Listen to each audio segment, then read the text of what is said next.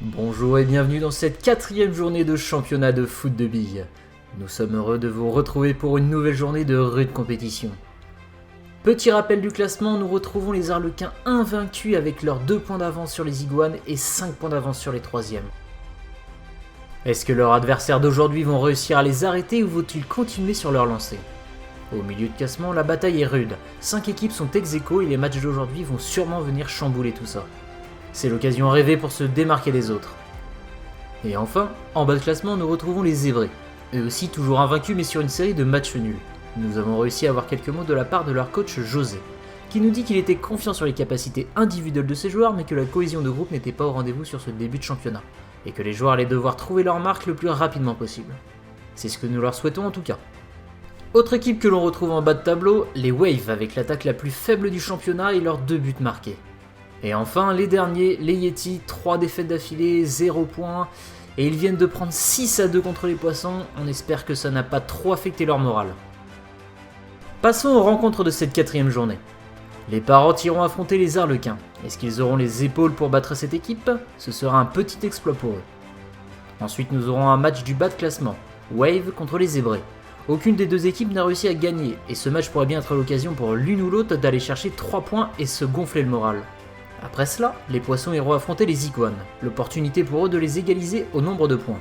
Juste après, les Verlifs auront à affronter les Aquas, 2 équipes qui doivent prouver leur valeur au sein de ce championnat.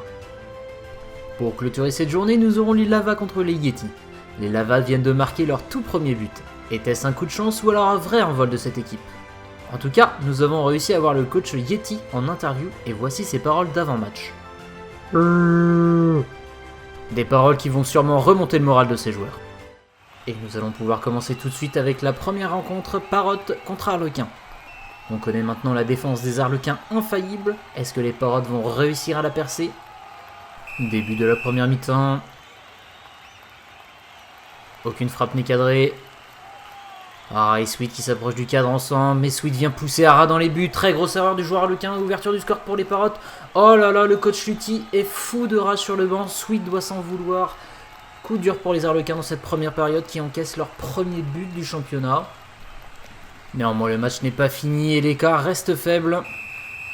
Seconde mi-temps.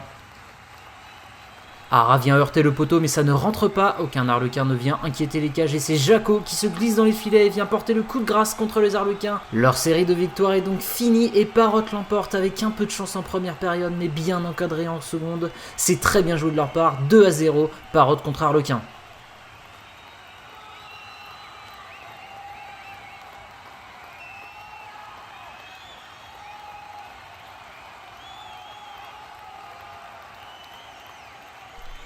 Second match, les Waves face aux Zébrés. L'arbitre siffle le début de cette première mi-temps. Griezmann qui va se faufiner dans le but de droite, Maverick rend l'appareil dans le but de gauche, mais Mehdi vient trouver les petits filets. Nazaré lui va rester juste devant la ligne et ça offre aux Zébrés une légère avance avant de débuter la seconde période. 2-1. Les Waves n'ont pas forcément donné leur dernier mot, mais il va falloir s'accrocher pour chercher la victoire. Les joueurs sont propulsés. Oh, Mavericks vient bloquer Zlatan contre le poteau pour l'empêcher de marquer avant lui-même de marquer, très joli de sa part. Et Nazaré va aller chercher la victoire en inscrivant un 3e but pour son équipe. Après s'être fait envoyer dans la rambarde, il a réussi à garder de l'effet pour s'introduire dans les buts. Très belle remontée de leur part. Ils vont arracher la victoire et les 3 points face aux Zébrés qui encaissent leur première défaite.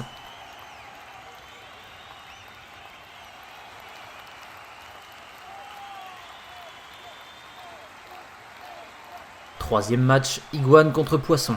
Les 2 équipes avec la meilleure attaque du championnat. On peut donc s'attendre à un gros match.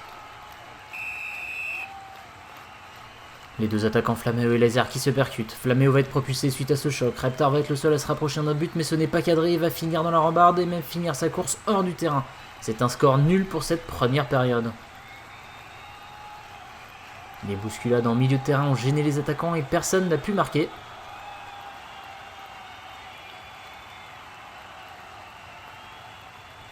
Allez, on est parti pour cette seconde période. Les 2 attaquants qui se retrouvent dans les corners. Otija, le défenseur des Iguanes, bien parti pour marquer. Nazon aussi, après avoir été envoyé en l'air, il a gardé assez de vitesse pour marquer. Ce match va se finir sur un score nul, 1-1. Ah, quand les attaquants ne marquent pas, les scores sont beaucoup plus serrés.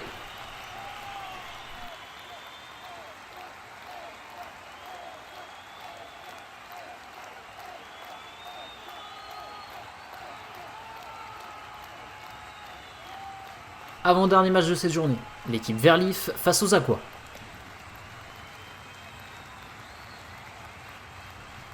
La première mi-temps est sifflée.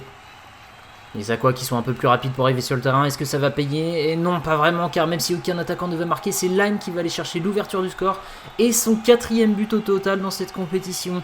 Incroyable performance pour un défenseur qui porte vraiment son équipe à bout de bras.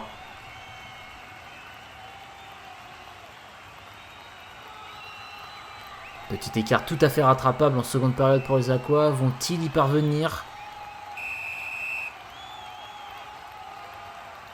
Olive est directement propulsé dans les buts grâce à ses coéquipiers. Les Aqua ne vont trouver aucune ouverture et vont rester en plein milieu du terrain. Match à sens unique pour les Verlif qui n'ont laissé aucune chance aux Aqua dans ce match.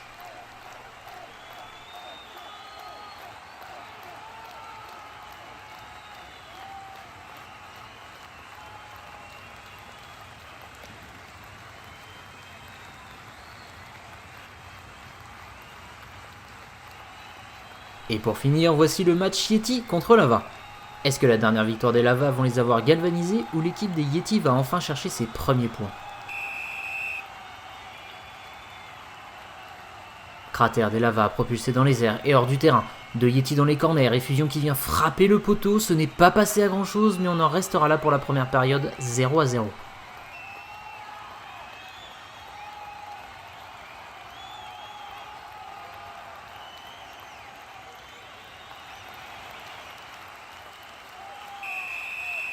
Coup de sifflet pour le début de la seconde période, Migou qui était envoyé hors jeu, encore 2 Yeti dans les corners qui ne donnera rien et tous les Lava vont rester en milieu de terrain. Aucune action intéressante pour les deux équipes, ce qui nous donne un score final de 0-0.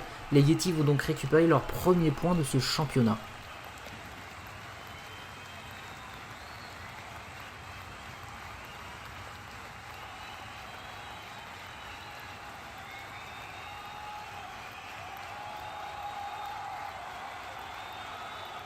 Voici donc le classement pour la fin de cette 4e journée. Le haut de classement ne change pas, les Arlequins et Iguane vont rester en tête mais l'écart entre eux et le milieu de classement s'est réduit. Les Parottes et Verlif ne sont donc plus qu'à 2 points de la première position. Très bonne opération pour eux. Ce sont les Aqua qui ont perdu le plus de place pour cette journée. Les Yeti, eux, ont réussi à aller chercher leur premier point, mais le chemin reste long avant de rattraper même le milieu de classement. Au niveau des buteurs, Lime, le défenseur des Verlif, rattrape Sucré avec 4 buts. Nazon et Hera, eux, montent à 3. Pour finir, voici les matchs de la journée numéro 5. J'espère que vous avez apprécié cette journée de championnat et nous espérons vous retrouver pour la prochaine. A très bientôt.